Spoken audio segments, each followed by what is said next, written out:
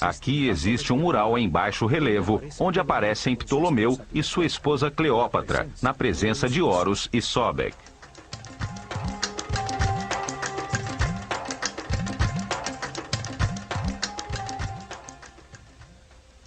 Nesta antecâmara eram consagradas as oferendas do povo. Diziam que se Deus não fosse alimentado com tais oferendas, sua fonte de energia se esgotaria, sobrevindo o caos. Era uma forma de agradecimento pelo recebido e de confiança no que viria.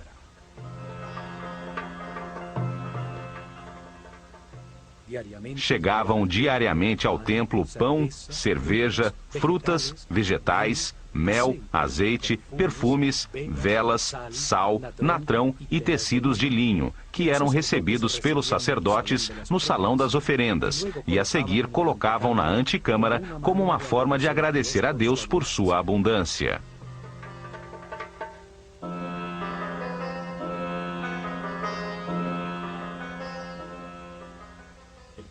O povo contribuía com uma parte da produção das terras que exploravam, propriedade do templo. O templo dava em troca estabilidade, prosperidade, saúde, alegria, vida e ordem.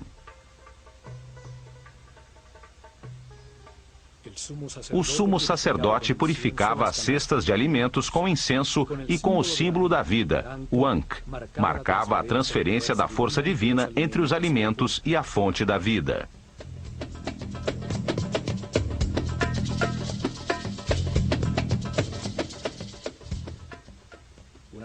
Depois de consagradas, as cestas com os alimentos eram levadas ao exterior da Casa da Vida, ao pátio das galerias, onde era distribuída entre os moradores do complexo religioso. Finalmente, no interior do templo, chega-se aos dois santuários, onde se encontravam os tronos com as imagens que simbolizavam os dois extremos do caminho do aperfeiçoamento.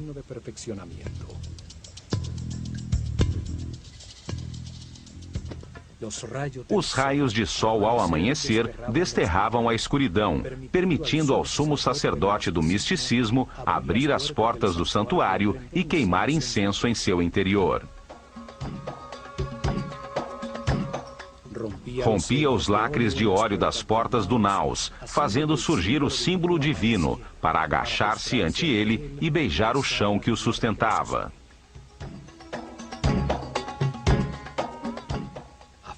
Do lado de fora, na penumbra do Salão das Aparições, os discípulos cantavam hinos religiosos e se ungiam com mirra, óleos, linhaça e canela, iniciando a primeira meditação do dia. No interior do templo, os assistentes do sumo sacerdote arrumavam a areia do chão, varrendo as marcas dos pés, fechando atrás de si as portas que desde o salão das escadas levavam à antecâmara, até a manhã seguinte.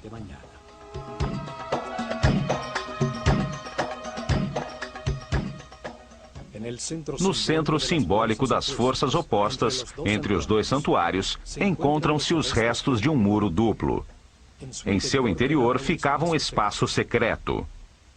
Do lado direito deste espaço secreto, encontrava-se o Santuário da Luz e do lado esquerdo, o da Escuridão.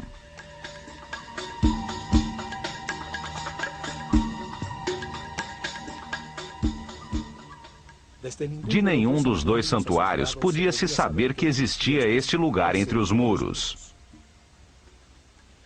Neste espaço, que era mantido cheio de água até o topo e com acesso no terraço do templo, era onde os iniciados tinham que passar pela prova da morte.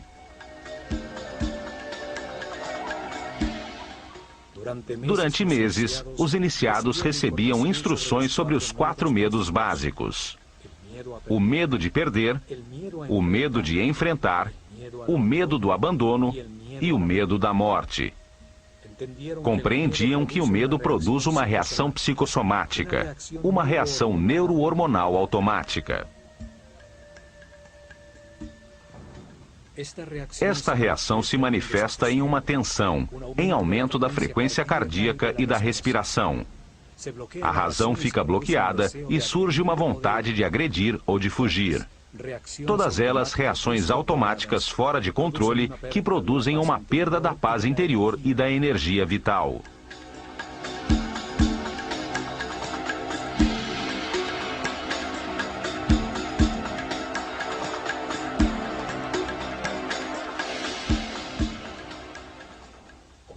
Compreendiam que o medo é o resultado de uma mente que sai do tempo presente em direção ao futuro, a um tempo que não existe, para produzir um fato imaginário, onde se perde algo ou alguém ou se tem que enfrentar alguma coisa. Aprendiam a disciplinar a mente de forma voluntária e consciente, guiando-a com pensamentos escolhidos. Aprendiam a mantê-la sempre no tempo presente, o único em que se pode decidir e agir.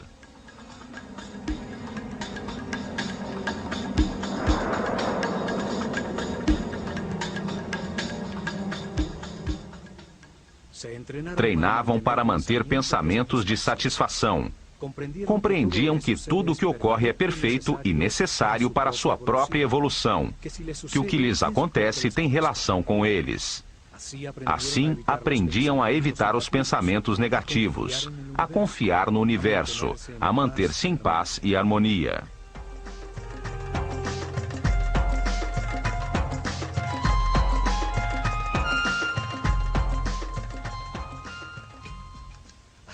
Até que os mestres determinavam que era hora de comprovar o aprendido durante meses. Realizava-se então uma cerimônia individual em um salão descoberto no terraço do templo, frente a um retângulo de água escura no chão.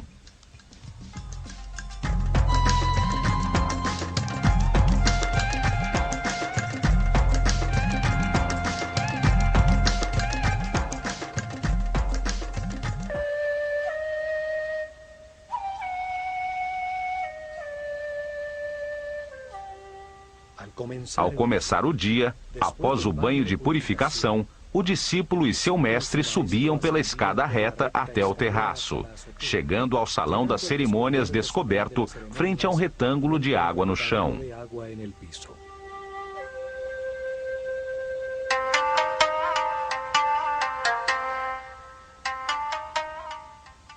Seu treinamento o havia preparado para ser cuidadoso e consciente em todas as situações desconhecidas, condição necessária para mergulhar no labirinto do canal cheio de água e encontrar uma saída sem que se afogasse.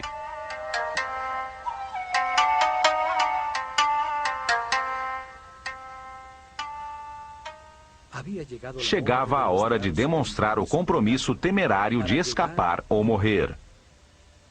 A dúvida já não existia. Retroceder seria precipitar-se no abismo e abandonar o caminho do sacerdócio.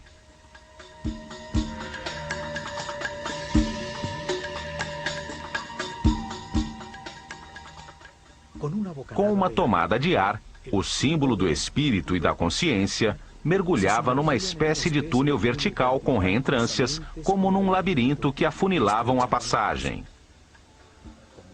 Nadava com decisão até o fundo, atravessando a abertura em direção ao resplendor da luz.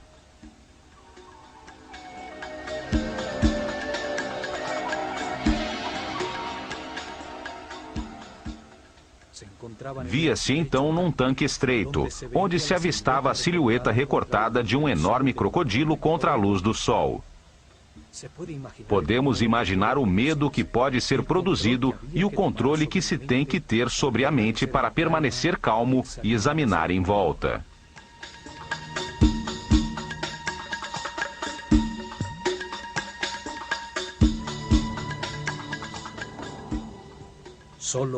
Só assim poderia ver que no fundo do tanque havia uma porta muito escura. Convencido de que era mais prudente evitar os crocodilos, mergulharia com força no estreito túnel. Muitas braçadas e, enquanto o tempo parecia eterno, chegaria a um tubo vertical, onde lá em cima também brilhava o sol. Já mais tranquilo, chegava à superfície, tendo passado na prova com sucesso.